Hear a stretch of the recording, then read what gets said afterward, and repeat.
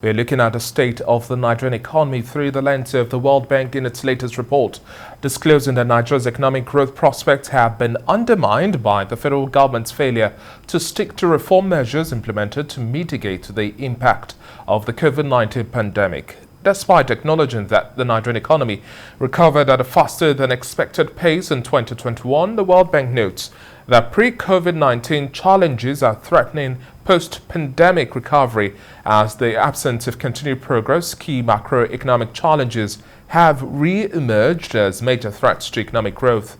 Now, to what extent do these macroeconomic challenges affect or distort the growth of the country's economy? I would have joining me virtually to analyze this and more, Economist and Chief Executive Officer of the Center for the Promotion of Private Enterprises, Dr.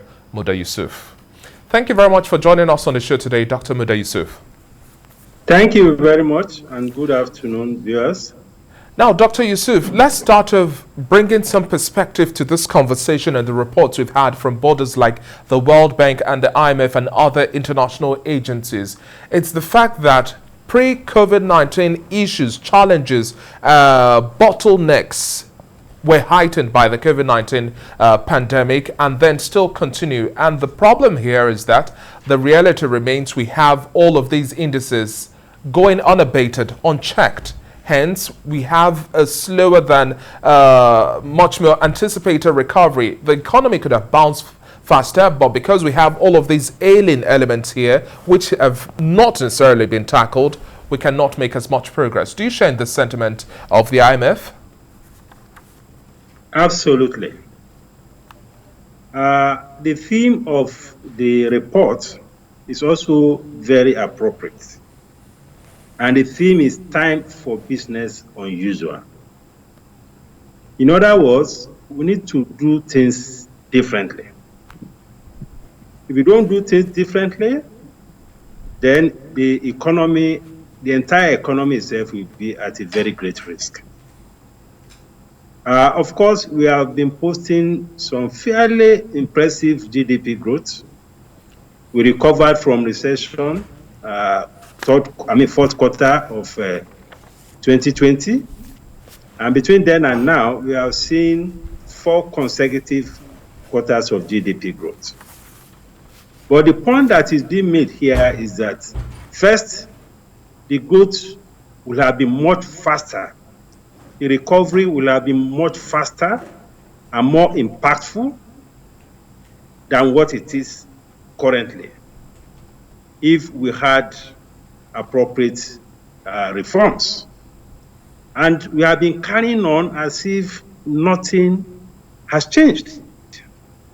And that informed the title, Time for Business Unusual. Because economic policy is not about sentiments, it's not about emotions, and it's not about popularity. It's about what is sustainable. It's about worrying about the current generation and worrying also about future generation. So these are the things that the report has underscored. And for me, it is a wake-up call.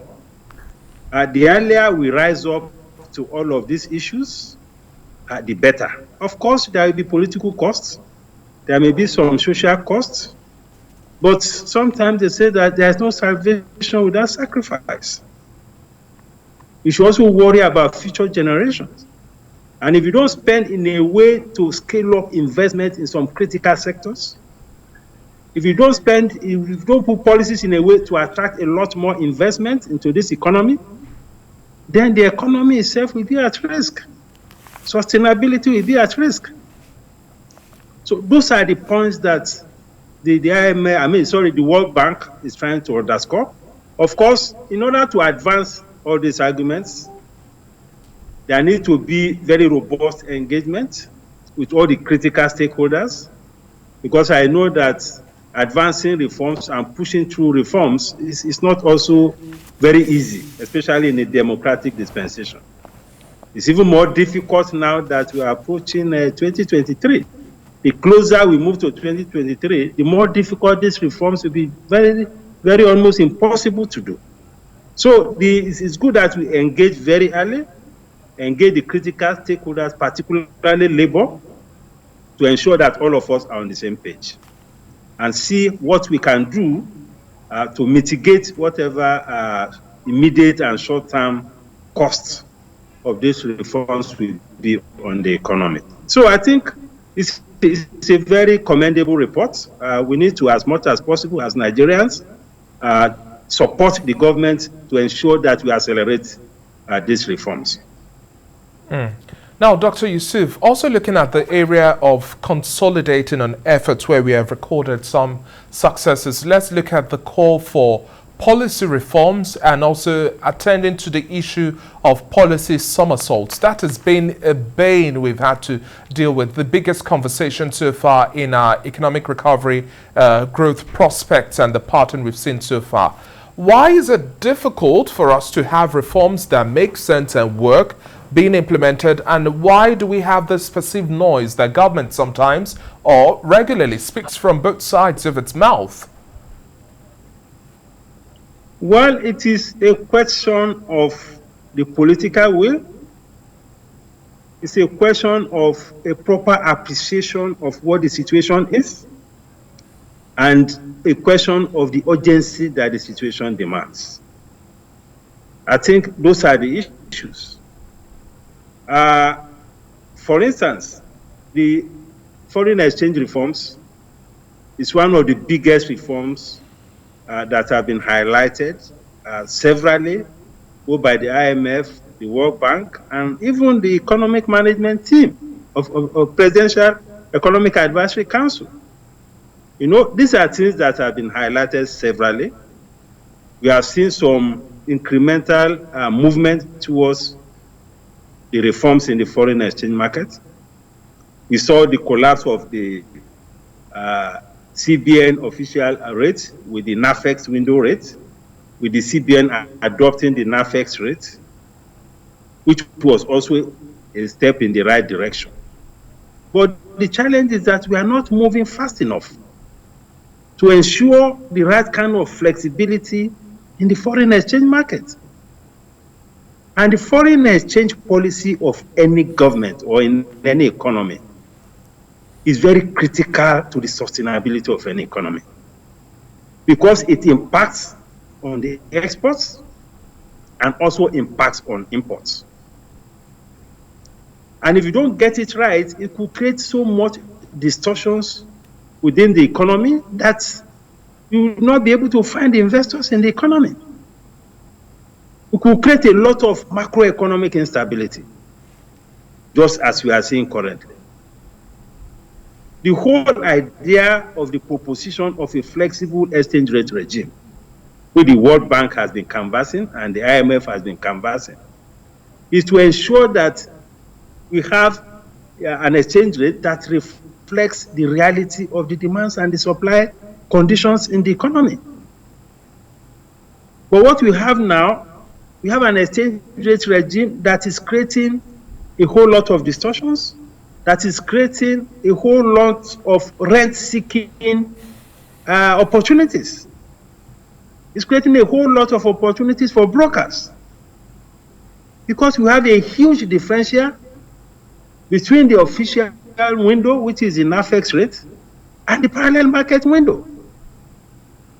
The ideal in proper economic governance is to have a differential of 5 to 10% between the two windows, because these things exist practically everywhere. But in our own situation, we have a differential of over 40%. That itself is a recipe for instability. What it does is that first, it encourages a lot more pressure of demand on the foreign exchange market. Second, it discourages the inflow of investment into the economy. It discourages the inflow of foreign exchange into the economy. So it presents a major contradiction in terms. Because if you want to strengthen even the exchange rate, what to do is to see how you moderate demand, not just by clamping down on imports, but by adjusting rates. And you also incentivize supply by allowing a market rate to prevail in the foreign exchange market. But we are working in the exact opposite direction. That is why the situation with the foreign exchange market has been as bad as it is. It has created major depreciation challenges. The currency has depreciated massively. It has created a major liquidity problem, which is making it difficult for investors to be able to access foreign exchange either for inputs or to even repatriate dividends or profits. It's also creating a whole lot of instability, uncertainty, and unpredictability in the economy. And the best way to inspire confidence in an economy is to ensure that some of these critical macroeconomic variables are stable. It is not for nothing that we say that one of the principal responsibilities of a central bank is to ensure price and exchange rate stability.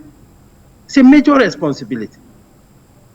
And the whole idea is to inspire the confidence of investors. So the exchange rate reform is one of the key reforms that this World Bank report has highlighted. Dr. It also Yusuf, highlighted the challenges of, yes. Let's also look at one of the pre-COVID-19 challenges, the challenges we had before even the COVID-19 hit Nigeria. That's the state of security. This definitely affects our investment promotion agenda. This is affecting our revenue generation agenda. As you've made mention of, the economic climate, the business climate is a little bit grim, and it's difficult to have local and foreign investors come in based on issues around insecurity. This paints us as one of the most unfavorable places to do business because of the heightened sense of insecurity. How do you see us also going about this as we are wrapping up the year 2021, going into 2022, and like you heightened as well, we're going into 2022. That's the year that precedes the election. The environment gets tense everywhere across the world when elections are about to be held. Hence, our capital inflow would likely lower as well. Investment promotion might be difficult just because of insecurity. How do we attend to these? Well, dealing with the issue of insecurity, it's not a monetary issue. It's perhaps more of a fiscal issue because it requires issues of funding and all of that. And as far as we can see, the government has been doing its best to deal with the issues of insecurity. But evidently, the problem is much bigger. The challenges are much bigger sometimes than the resources that has been deployed, bigger than sometimes than the capacity that has been deployed. And it's not only bigger, it's a much more complex security situation. Because we are dealing with not a conventional security situation. We are dealing with an insecurity situation that is unconventional. We are dealing with a guerrilla kind of insecurity situation. Who are taking advantage of soft targets and all of that. You don't know where they're going to strike from. So it's quite a challenging thing. But at least in fairness to the government, we have seen all the efforts that have been put in place. We have seen that even within the framework of the budgetary process, defense allocation to defense and security is the highest in the current budget and even in previous budgets. So what is important is to continuously review the strategy. Because if you have been using a particular strategy and it is not delivering results, I think it makes a lot of sense to step back and review the strategy so that you can get a much better result. It also requires a lot of funding. I'm talking about funding. One of the key issues that was raised in this report is what they call fiscal risks. That the fiscal condition of the country is deteriorating. We are talking of insecurity. They also need a lot of funding. So if you don't address the fiscal issues, which is related in a way to the issues that have been raised about subsidy. If you have an economy where you are spending close to 50% or more of your actual revenue, maybe 40% or so of your actual revenue on subsidy, then something must be wrong with the system. So it is an engagement that must happen. It's a reform that must happen so that we ensure that we deal strategically with the issue of this subsidy. I know it's a politically difficult issue to handle, but we have to handle it nonetheless. Because we cannot be running an economy that will put the future of the country at risk. Now we are being told that if we continue at this rate, at the rate at which we are spending on subsidy, many states will not be able to pay salaries by next year. Many systems will collapse. And we have already issues of increasing debt, increasing fiscal deficit, increasing debt service to revenue ratio, and even from the computation of the World Bank in this report, debt to GDP ratio that we normally claim that we are comfortable in as a metric, by their own computation is as high as around 36%, as against 23% that we have been claiming, because they have factored in the ways and means finances, that is the CBN financing of deficit. They have factored in the AMCON debt, and that has really escalated the debt profile of the country. So insecurity is a major issue, but you also need to fix the fiscal environment, the way we spend money and all of that. These are major things that must happen, and that is also one of the things that the report has highlighted. And luckily, at least there have been some proposals on how to mitigate the effect of the subsidy removal. It may be a painful thing to do, but I want to say that it is something that is desirable to do. We must ensure a sustainable economy. We must show that we care for the future generation of Nigerians. That is what it is. So a proposal has been made, 5,000 conditional cash transfer. There has been a lot of debate as to whether that is the right thing to do or not, whether it is adequate. There has been some issues around the quality of the database, how they come about the 40 million. These are things that we can fine-tune. But there's no doubt that we need to put something in place to cushion the effects of the subsidy removal. And on top of that, we need to accelerate the reforms to encourage local refining of petroleum products.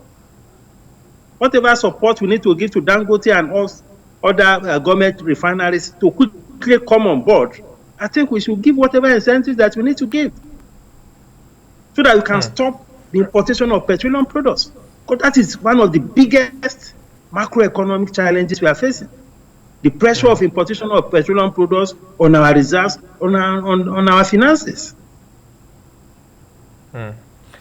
Thank you so much for your time on the show today, Dr. Muda Yusuf. We'll keep our fingers crossed and see how we also make do with all of these indicators which you've pointed out, and whether or not we are going to have some change in the prospect challenges and then the strategies we use to attend to all of these macroeconomic challenges we have as at hand right now. We want to see a better 2022. The average Nigerian deserves better. By the end of the day, we need better governance and strategy to ensure all of these come to bear. Thank you once again for your time, Dr. Muda Yusuf. Thank you very much. Thank you.